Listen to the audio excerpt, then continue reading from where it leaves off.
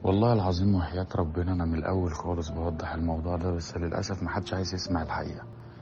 يعني هو خلاص، آه، بوست معين اتكتب وانتشر في كل حتة، فمش هتقدر الناس ساعتها مش هتبقى عايز تسمع الحق، يعني مش هتبقى عايز تسمع الصح. هو خلاص ده اللي عاجبهم وهو ده اللي هم عايزين ينشروه. والحاجات السلبية دايما بتنتشر أكتر بكتير من الحاجات الإيجابية.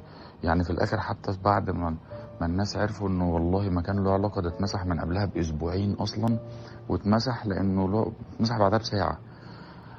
أولا لأنه هو، انت عارفة ان الانستجرام والفيسبوك والحاجات دي كلها بتمسح الفيديوهات اللي فيها دم وكده، يعني دي بعيد عننا. ثانيا انا نفسي مسحته ده بعدها بساعة. يعني انا لما لقيته مسحته لانه والله عشان ما بقاش بتاجر بالناس اللي بتموت، وعشان قلت هو انا منزل وانا بعيط؟ طب ما كل الناس بتعيط. يبقى انا يعني انا انا عايز الناس تتعاطف معايا انا مثلا؟ لا، هو المهم انه يتعاطفوا مع اللي بيحصل عن هناك، لانه اللي هناك هم الاهم يعني.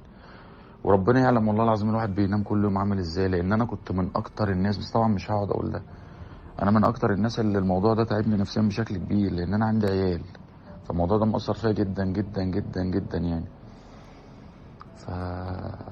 ف... بس مش تقدر، حتى مش هقدر يعني. هي موجة وعالية جدا، ولو اتكلمت في اي وقت فيها خلاص، هو الناس مش يعني الناس مش هتصدق انه في الاول وفي الاخر انت بتعمل كده او رحت، بس انت في الاول وفي الاخر جاي تعمل شغلك. يعني قصدي ده ملوش علاقة بانك زعلان، زي ما كل الناس بتروح شغلها وهي متضايقة.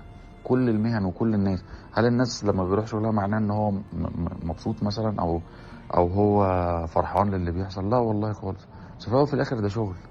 المسرحية فيها 70 80 بني ادم، ده اكل عيشهم، بقالهم 6 7 شهور بيعملوا عليها بروفات عشان بس يجوا يعرضوا الوقت ده، ويبقى ياخدوا منها مبلغ معين، ممكن اللي عليه قسط، اللي عليه التزامات مدارس، اللي عليه يعني ربنا اعلم بالناس. فدي بيوت كتير قوي، لانه خلاص هو بقت يعني هي اتظبطت كده، وان شاء الله مش مهم انا دلوقتي خالص والله. المهم الناس اللي بتموت دي، يا رب ان شاء الله باذن الله ربنا ينقذهم، وربنا يظهر الحياة قدام. يعني حق هيجي قدام. تعبت نفسيا والله جدا، بس حق ربنا هيجي. يا ربنا هيبان كل حاجة قدامي، يعني الواحد كان بيعمل كده ليه يعني.